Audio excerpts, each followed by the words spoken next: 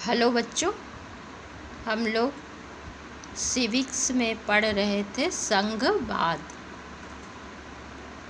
अब हम लोग आज पढ़ने जा रहे हैं भारत में संघीय व्यवस्था। हमने पहले देखा कि बेल्जियम और श्रीलंका जैसे छोटे देशों को भी अपने यहाँ की विविधता को संभालने में बड़ी मुश्किलें आती है। सोचिए कि भारत जैसे विशाल मुल्क में यह काम कितना मुश्किल होगा, जहाँ पे बहुत सी भाषाओं, धर्मों और क्षेत्रों के लोग रहते हैं। हमारे देश में सत्ता की साझेदारी की क्या व्यवस्था है। तो हम लोग देखें कि बेल्जियम और श्रीलंका जैसे छोटे देश में इतनी मुश्किलें आई, जबकि बेल्जियम में संघीय व्यवस्था थी और श्रीलंका में एकात्मक का मतलब होता है जिस पर सिर्फ एक शासक का शासन होता है, यानी केंद्र सरकार का। और संघीय में दो, केंद्र और राज्य, जो पिछले क्लास में हम लोग पढ़ चुके हैं। तो छोटे से देश में जब इतनी मुश्किलें आई, तो हमारे देश में भारत की जनसंख्या इतनी ज़्यादा है और इतने भाषा बोलने वाले लोग हैं, अलग अलग धर्म को मानने वाले लोग हैं। तो सोचिए यहाँ कितने मुश्किलें आई होगी। हमारे देश में सत्ता की साझेदारी की क्या व्यवस्था है। आइए संविधान से ही शुरुआत करें। तो पहले बता दें कि संविधान किसे कहते हैं, जिसे हम लोग 9 क्लास में पढ़ चुके हैं। संविधान क्या है? कानूनी दस्तावेज है। एक बहुत ही दुखद और रक्त रंजित विभाजन के बाद भारत आज़ाद हुआ। भारत को आज़ादी कब मिली? 1947 में। और उसी समय भारत और पाकिस्तान दोनों अलग बट गए और ये अलग होना बहुत मुश्किल और दुखद भरा था। बहुत से लोग मारे गए, बहुत से लोगों को अपना घर बार छोड़कर पाकिस्तान जाना पड़ा। पाकिस्तान से बहुत सारे लोगों को भारत में आना पड़ा, जिससे उनके अर्थव्यवस्था पे बहुत अधिक प्रभाव पड़ा। तो हम लोग उतना डिटेल में नहीं जाएंगे। आइए शुरू करते हैं। आज़ादी के कुछ समय बाद ही अनेक स्वतंत्र रजवाड़े भारत में विलीन हो गए। और जब भारत आज़ाद हुआ, भारत के आज़ादी के पहले 556 रजवाड़े थे भारत में। रजवाड़े यानी कि राजा का शासन था। छोटे बड़े मिलाकर 556 रजवाड़े थे यहाँ। आज़ादी के बाद ये भारत में विलीन हो गए, मतलब मिल गए, भारत में आकर मिल गए। भारतीय संविधान ने भारत को राज्यों का संघ घोषित किया। इसमें संघ शब्द नहीं आया, पर भारतीय संघ का गठन संघीय शासन व्यवस्था के सिद्धांत पर हुआ है। तो पिछले क्लास में हम लोग पढ़ चुके हैं कि संघीय क्या है, संघ क्या है। संघ का मतलब ही होता है समझौता। आइए, हमने ऊपर संघीय व्यवस्था की जिन 7 विशेषताओं का जिक्र किया था, उन्हें फिर से देख लें। तो पहले एक नज़र फिर से यहाँ ऊपर डालते हैं कि भारतीय संविधान से भी ऊपर यहाँ रजवाड़ों वाला 556 रजवाड़े थे जो भारत में विलीन हो गए। लेकिन एक जम्मू कश्मीर जो है, वो उस समय वहाँ पे हिंदू राजा का शासन था, जिनका नाम था हरि सिंह। वो उस समय भारत में विलीन नहीं हुए। उन्होंने कुछ समय मांगा और वो फिर सारी कानूनी कार्रवाई पूरी हो गई थी। भारत में मिलने के लिए वे तैयार हो गए थे। उन्होंने पेपर पर साइन भी कर दिया था। लेकिन रातों रात पाकिस्तान कश्मीर के कुछ हिस्सों पर अपना कब्जा जमा लिया, जो अभी तक विवाद का जड़ बना हुआ है। आइए, हमने ऊपर संघीय व्यवस्था की जिन 7 विशेषताओं का जिक्र किया था उन्हें फिर से देख लें। हम देख सकते हैं कि ये सभी बातें भारतीय संविधान के विभिन्न प्रावधानों पर लागू होती है। संविधान ने मौलिक रूप से 2 स्तरीय शासन व्यवस्था का प्रावधान किया था, संघ सरकार या हम जिसे केंद्र सरकार कहते हैं, संघ सरकार यानी केंद्र सरकार, और राज्य सरकारें। केंद्र सरकार को पूरे भारतीय संघ का प्रतिनिधित्व करता था। बाद में पंचायतें और नगर पालिकाओं के रूप में संघीय शासन का एक तीसरा स्तर भी जोड़ा गया। पहले सिर्फ केंद्र और राज्य था, बाद में ये नगर पालिका और पंचायतें भी जुड़ गई। किसी भी संघीय व्यवस्था की तरह अपने यहाँ भी 3 स्तरों की शासन व्यवस्थाओं के अपने अलग अलग अधिकार क्षेत्र हैं। संविधान में स्पष्ट रूप से केंद्र और राज्य सरकारों के बीच विधायी अधिकारों को 3 हिस्से में बांटा गया है। ये 3 सूचियाँ इस प्रकार है। पहला है संघ सूची। संघ सूची में आता है प्रतिरक्षा यानी कि सेना, वायुसेना, जल सेना, स्थल सेना, और विदेशी मामले, बैंकिंग, संचार और मुद्रा जैसे राष्ट्रीय महत्व के विषय हैं। पूरे देश के लिए इन मामलों में एक तरह की नीतियों की ज़रूरत है। इसी कारण इन विषयों को संघ सूची में डाला गया। संघ सूची में क्या क्या आता है? प्रतिरक्षा यानी सेना, और विदेशी मामले, बैंकिंग, संचार और मुद्रा। दूसरा है राज्य सूची। ये आपको नाम से ही पता चल जा रहा है, राज्य। ये संघ सूची केंद्र के अधीन रहता है और राज्य सूची मुख्यमंत्रियों के अधीन होता है।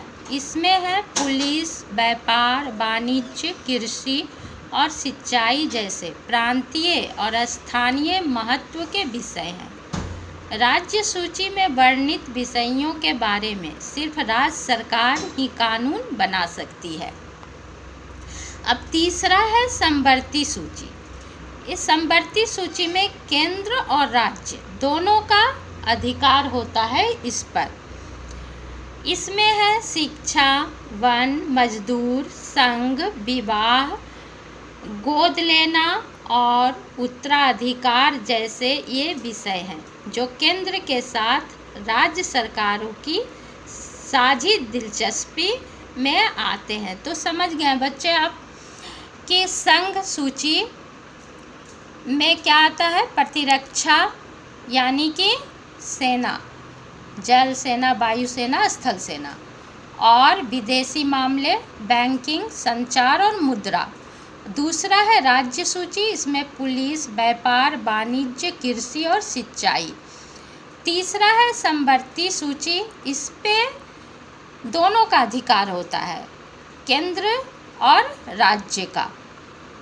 इसमें है वन है, मजदूर है, संघ है, विवाह, गोद लेना और उत्तराधिकार जैसे विषय हैं जो केंद्र के साथ साथ राज्य सरकारों के भी उस पे अधिकार होते हैं। इन विषयों पर कानून बनाने का अधिकार राज्य सरकारों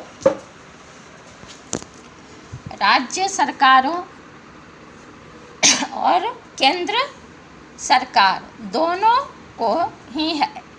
लेकिन जब दोनों के कानूनों में टकराव हो तो केंद्र सरकार द्वारा बनाया गया कानून ही मान्य होता है। अगर दोनों के विचार मेल नहीं खा रहे हो तब क्या होता है? उस पर केंद्र का ही अधिकार होता है, यानी केंद्र जो कहेंगे वो मानना पड़ेगा, यानी प्रधानमंत्री जो कहेंगे वो मानना पड़ेगा।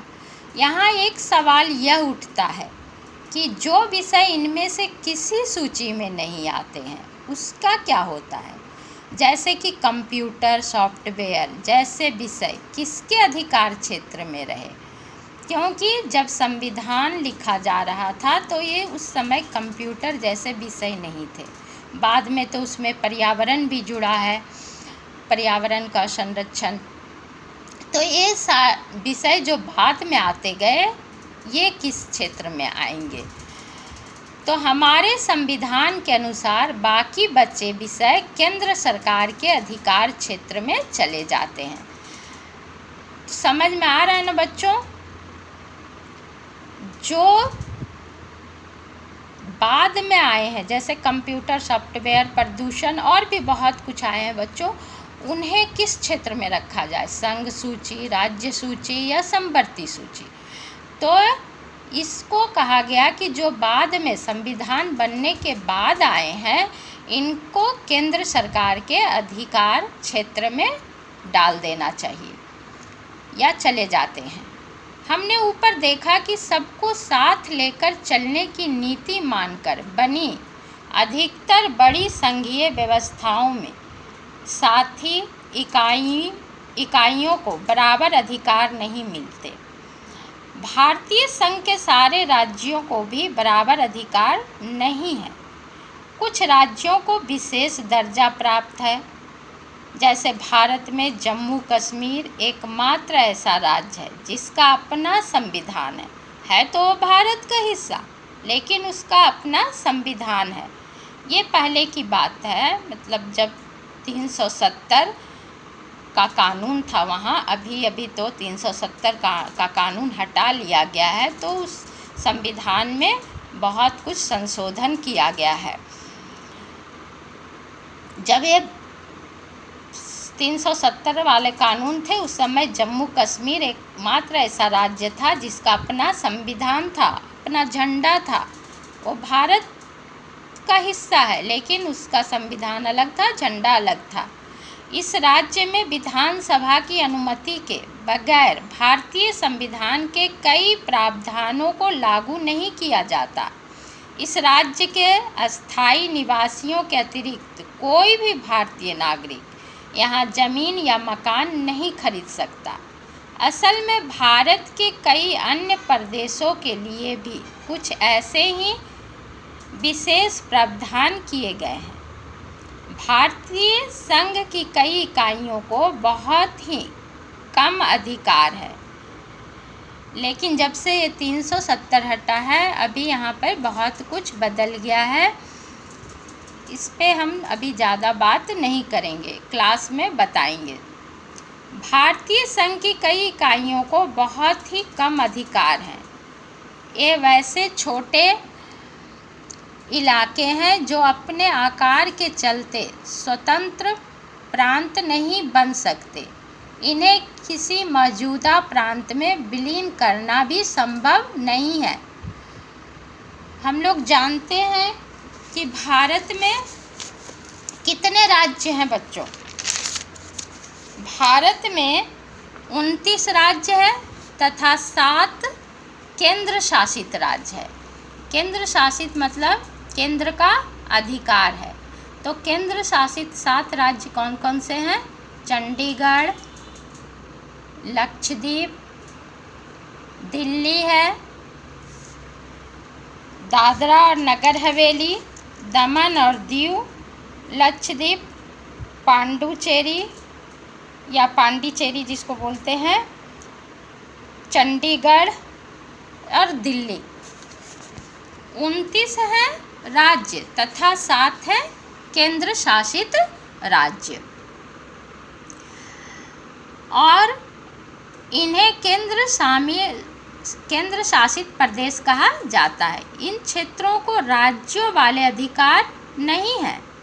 इन इलाकों का शासन चलाने का विशेष अधिकार केंद्र सरकार को प्राप्त है। केंद्र और राज्य सरकारों के बीच सत्ता का यह बंटवारा हमारे संविधान की बुनियादी बात है। अधिकारों के इस बंटवारे में बदलाव करना आसान नहीं है।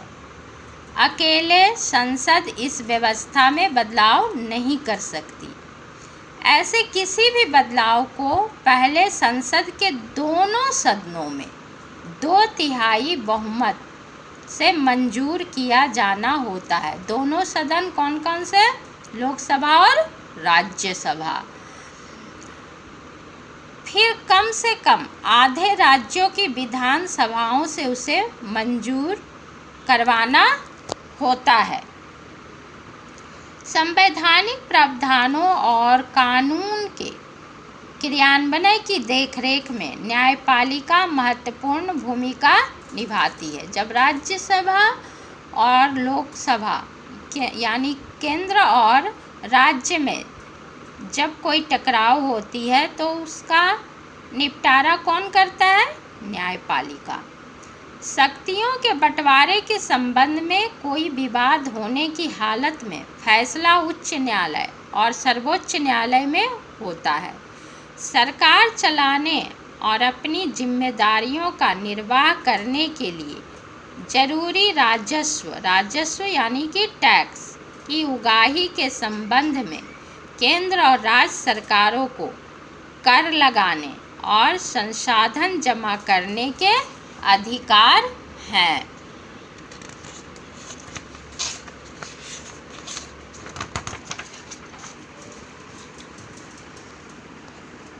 अब है बच्चों की संघीय व्यवस्था।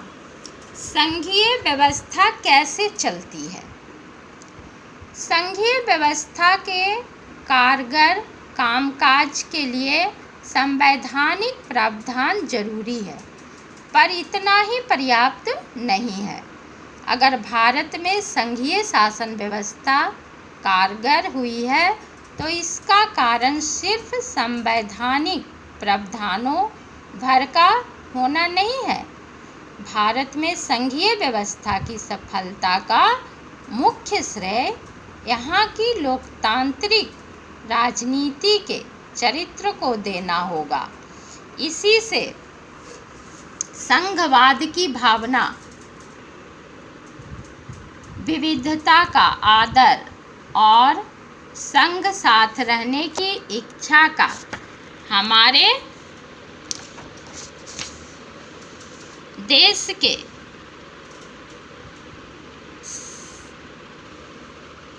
साझा आदर्श हमारे